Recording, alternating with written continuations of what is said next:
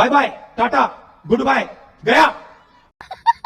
दोस्तों स्वागत है आप सब लोगों का इस चैनल के एक और नए वीडियो में। कल फीफा का फिनाले था और पूरी दुनिया इसी के बारे में बात कर रही है। जीतने वाली टीम का नाम है अर्जेंटीना और हारने वाली टीम का नाम है फ्रांस। ठीक है भाई, हार जीत चलती रहती है, लेकिन कुछ लोग इसके अंदर भी पता नहीं नेगेटिविटी कहां से लेकर के आ जाते हैं। कह रहे हैं कुछ लोग कि फ्रांस की हार के पीछे भी नरेंद्र मोदी का हाथ है। आपको दिखाना चाहता हूं आपकी स्क्रीन के ऊपर, ये राफेल गांधी नाम का एक अकाउंट है जो कि इस टाइम पर नेगेटिविटी फैलाने का काम कर रहे हैं और ये कह रहे हैं कि पता है फ्रांस कहां हार गया, जब नरेंद्र मोदी ने इमैनुअल मैक्रोन से गले मिलाए, झप्पी मारी और वहां पर पनौतियां ट्रांसफर कर दी थी, वहां पर ही फ्रांस हार चुका था। ठीक है यार, हार जीत चलती रहती है, लेकिन इतनी पनौतियां इतनी नेगेटिविटियां नहीं फैलानी चाहिए। अब आना चाहता हूं मैच के ऊपर और फीफा के फिनाले के ऊपर, जहां पर भक्त बैठकर इसको सेलिब्रेट कर रहे थे, इनफैक्ट इसको चीयर कर रहे थे, यहां पर बैठकर अपनी फोटोज डालने का काम कर रहे थे, दिखा रहे थे कि भाई देखो हम भी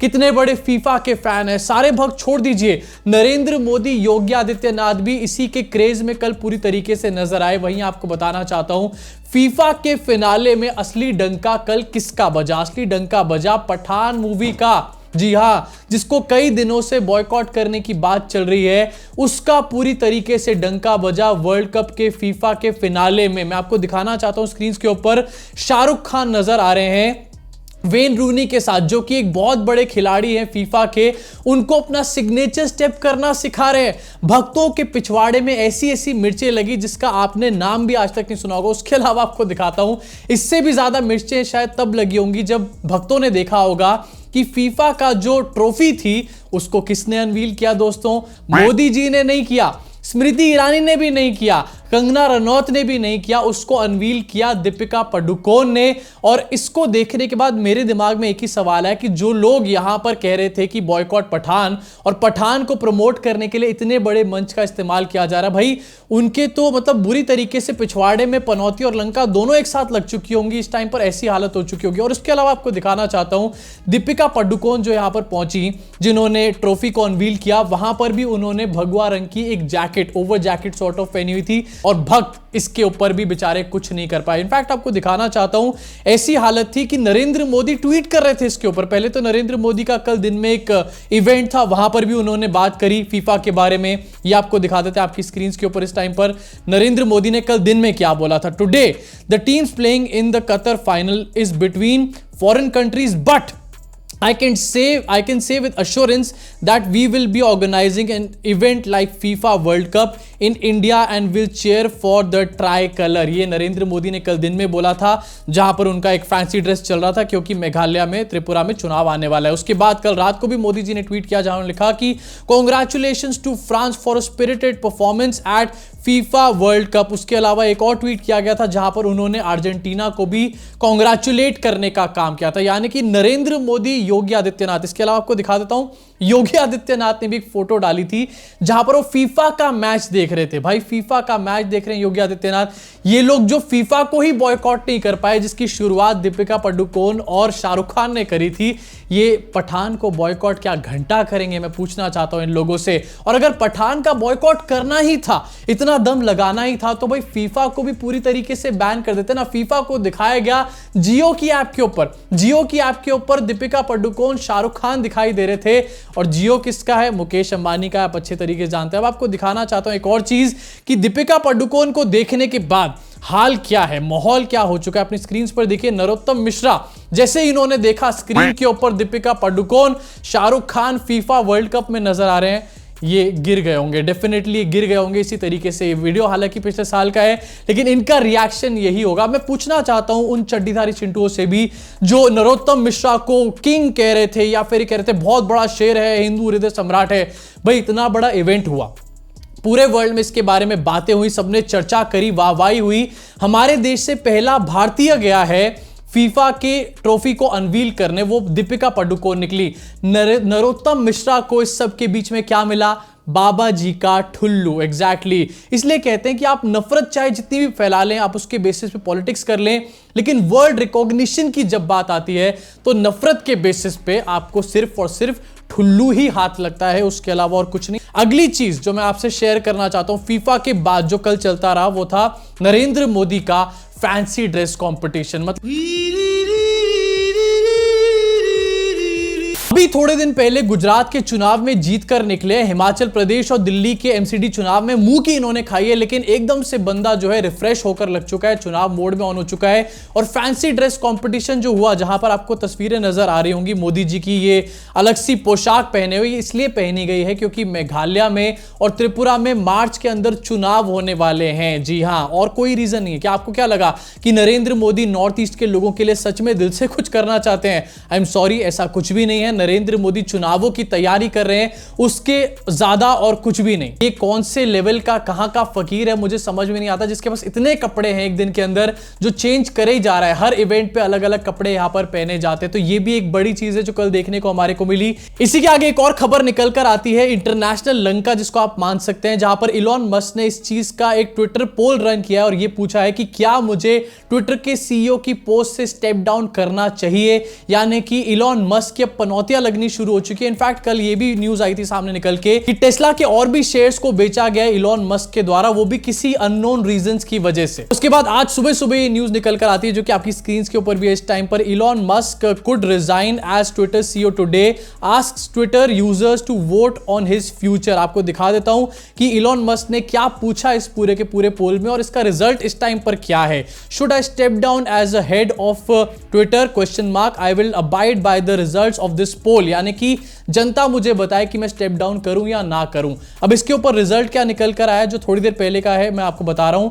यस बोलने वाले 58% लोग हैं और नो बोलने वाले 42% लोग हैं। यानी कि अगर अभी तक की रिजल्ट्स माने, इलॉन मस्क ट्विटर के सीईओ की पोस्ट से स्टेप डाउन कर सकते हैं। और वो इसलिए भी हो सकता है क्योंकि बहुत सारे लोग ट्विटर को इस वजह से ही पसंद नहीं कर रहे थे काफी दिनों से, क्योंकि इलॉन मस्क यहां पर आके सीईओ बन गए थे।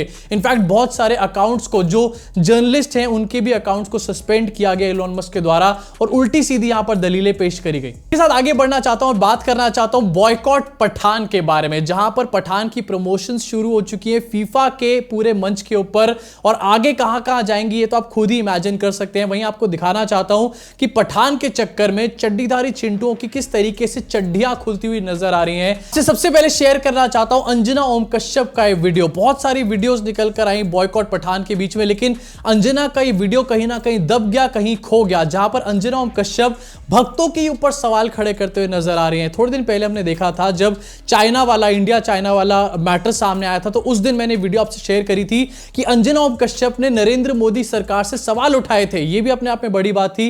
ये उसी कड़ी में दूसरी वीडियो है जहां पर अंजना ओम कश्यप ये दिखा रही है साफ साफ कि वो भी एक शाहरुख फैन है और उनको ये जो पूरा का पूरा बखेड़ा है वो यूजलेस लगता है। जरा देखिए इस वीडियो को अपनी स्क्रीन पर। पठान फिल्म में भंग डालने वालों ने मोर्चा खोल दिया है। सवाल यह है कि देश की जनता की जेब के रंग में भंग कर डालने वाली महंगाई पर जिम्मेदार आखिर कब बोलेंगे?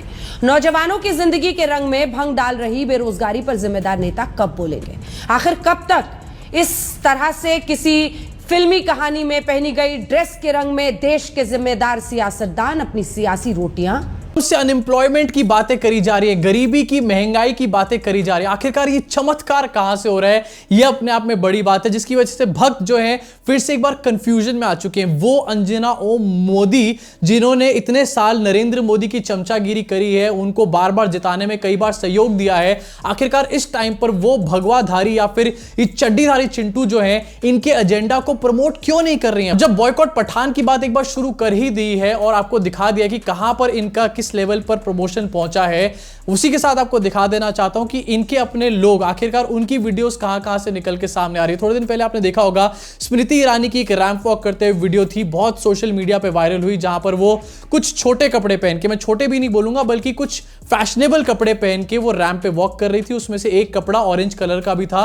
काफी पुरानी वीडियो थी, क्लियरली नजर नहीं आ रहा था, लेकिन उसी कड़ी में एक और वीडियो आके ऐड होता है जो कि अब मैं आपको दिखाने जाता हूं आपकी स्क्रीन के ऊपर। उनका कहना है कि भगवा का प्रयोग किया जा रहा है, जिसे बैन किया जाना चाहिए। कैसे देखती हैं इसे? मुझे लगता है कि एक इंडस्ट्री है और इंडस्ट्री के माध्यम से देश की फाइनेंशियली बहुत ज्यादा सपोर्ट हो रहा है। अगर कहीं पर भी भगवे का अपमान होता है या कहीं पर भी आपत्तिजनक कोई भी सीन दिखाई देता है, तो मुझे लगता है सेंसर बोर्ड को पहले उन्होंने खुद देखना चाहिए, तब जाके उन्होंने रिलीज करने की परमिशन देनी चाहिए। अगर कहीं पर भी हमारे देश के लोगों की आस्था को ठेस पहुंचती है तो वो चीज स्क्रीन पे नहीं आनी चाहिए। हम भी उसका विरोध करते हैं, पर बॉयकॉट करना हर फिल्म को। जी हाँ, ये है भारतीय जनता पार्टी की नेता नवनीत राणा, जिन्होंने थोड़े दिन पहले, कुछ महीनों पहले हनुमान चालीसा के ऊपर ऐसा बखेड़ा खड़ा कर दिया था जैसे भाई हनुमान जी की सबसे बड़ी भक्त यही हो, इनसे बड़ा कोई भक्त ही ना हो। लेकिन जब इनसे एक बार कहा गया